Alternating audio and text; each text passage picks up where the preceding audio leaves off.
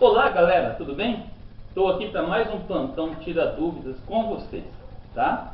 Hoje nós vamos trabalhar um pouquinho sobre o contexto de migrações. Migrações, na verdade, é o fato de você sair de um lugar e ir para o outro. Então, quando você sai de um determinado lugar e vai para um outro, podemos dizer que você migrou. Por exemplo, emigração. Vamos supor que você não gosta do Herbert. Aí o Herbert está indo embora, perdão, ele está indo embora. O Herbert está indo. Emigração, está saindo de um lugar para ir para o outro. Bom, vamos continuar, né, com o nosso exemplo, que você não gosta muito do Herbert. Então, o Herbert está chegando. O Herbert chegou. E chegada. Quando uma pessoa chega num determinado local, quando ele vem de um país para o outro, ele é um imigrante. Então, imigração é chegada. Bem facinho de decorar. Então, migração, saída de um local para o outro. A vogal que vem antes da palavra que define. Saída, e chegada em um determinado local. Facinho? Fácil de lembrar? As migrações, elas podem ser interregionais, ou seja, entre as regiões. Por exemplo, quando eu saio, estou enjoado de morar em Mato Grosso, eu agora estou indo morar em São Paulo. Estou saindo de um estado e indo para o outro. Estou saindo de uma região e indo para outra região. Então, quando isso ocorre, eu pratiquei uma migração interregionais, ou seja, entre regiões. A migração intra-regional é dentro do mesmo estado, de uma cidade para outra. Eu nasci em Araputanga e me mudei para Cuiabá. Eu fiz uma migração intra-regional dentro do mesmo estado. Eu apenas troquei de cidade. Agora existem outras formas de migrações. Por exemplo, você já ouviu falar em transumância?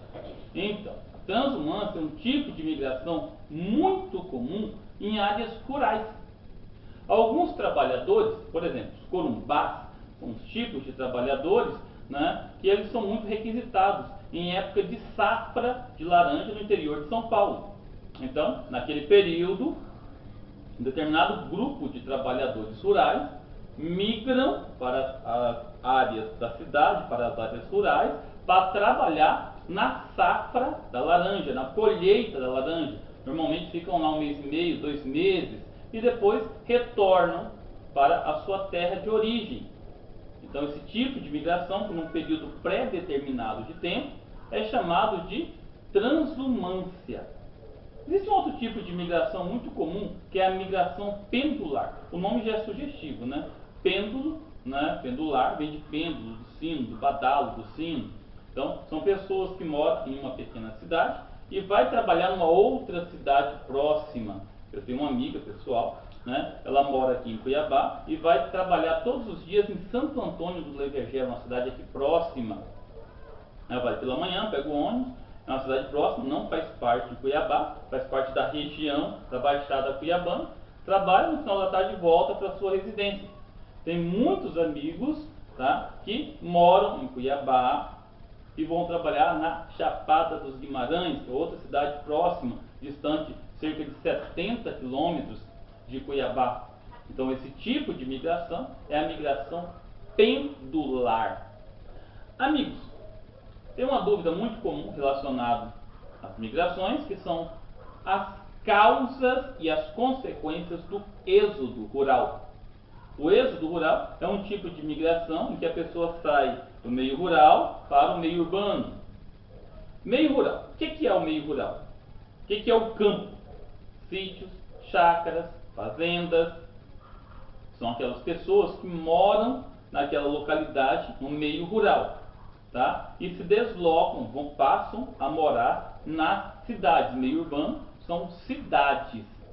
Facinho de entender, né? Agora vamos entender as causas. O que motiva essa migração?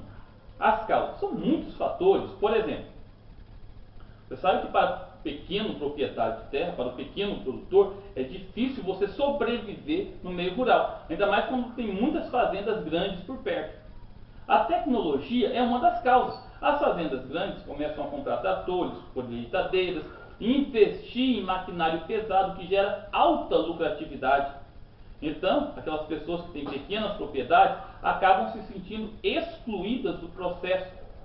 Ou ela adere a essa alta tecnologia, ou ela não consegue se manter na propriedade. Então acaba deslocando para a cidade em busca de melhores condições de vida.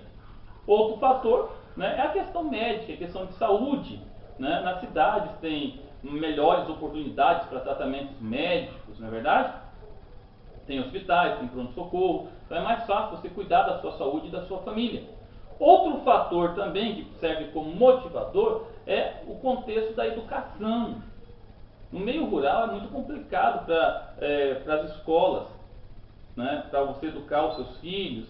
Então, no meio urbano tem escolas para criançada. Então, é um dos fatores que motivam ou que motivaram a migração no meio rural, principalmente nas décadas de 1930 até 1950 aproximadamente.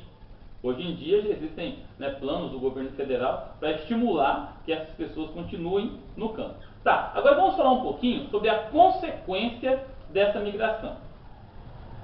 Vocês analisaram o que levou as pessoas para a cidade? Tá, agora analisem o lado inverso. Será que as cidades estavam preparadas para receber essas pessoas? Existiam lá casas, escolas para todo mundo, hospitais para todo mundo? Não, não estavam preparadas. Tá?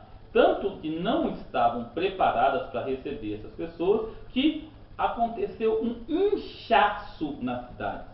E as consequências foram óbvias: formação de favelas, formação de submoradias, bolsões de pobreza, problemas sociais relacionados à violência, marginalização, periferização no contexto social relacionado à violência, aumento da criminalidade, problemas ambientais como inversão térmica, efeito estufa, ilhas de calor, também foram potencializados. Essas pessoas vieram para o meio urbano, vieram para as cidades, não encontraram espaço e acabaram ocupando os espaços vazios.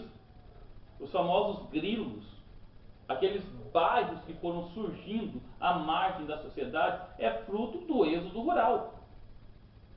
E algumas pessoas oportunistas, né, acabavam grilando terras, lotes, terrenos próximos de córregos urbanos para aproveitar, né, para despejar nesses córregos, né, todo o esgoto, pia de banheiro, pia de cozinha ou até mesmo esgoto, né, latrinas de banheiro, enfim, né, para aproveitar, para ter menos custo, menos gasto, o que gerou vários tipos de problema, né, ambiental e também urbano. Bem, meus amigos, é claro que foi uma resposta muito bem resumida, né, as consequências do êxodo rural, as causas e as consequências do êxodo rural, dá várias teses de doutorado, né, as causas humanas, sociais, as causas ambientais são vastíssimas e se fôssemos detalhar uma por uma delas, né, seriam imensos os textos e o nosso debate não acabaria tão cedo. Mas eu quero que vocês entendam a base das questões, ok? Bom, são problemas ambientais que são ligados à gestão pública e a questões políticas. Isso é interessante que se deixe bem claro. Para finalizar, eu gostaria de dizer para vocês que tem um último tipo de migrações que é bastante comum no Brasil. Isso foi muito comum, principalmente nas décadas de 1980 e 1990, que são as migrações internacionais. E os fatores foram os mais diversos, tá? Mas os principais deles é busca por melhores condições de vida. Muitos brasileiros acabaram se deslocando do Brasil para os Estados Unidos ou países da Europa. Valeu, meus amigos, é isso. Espero que vocês tenham entendido o contexto das migrações, tá? Fiquem com Deus e até a próxima.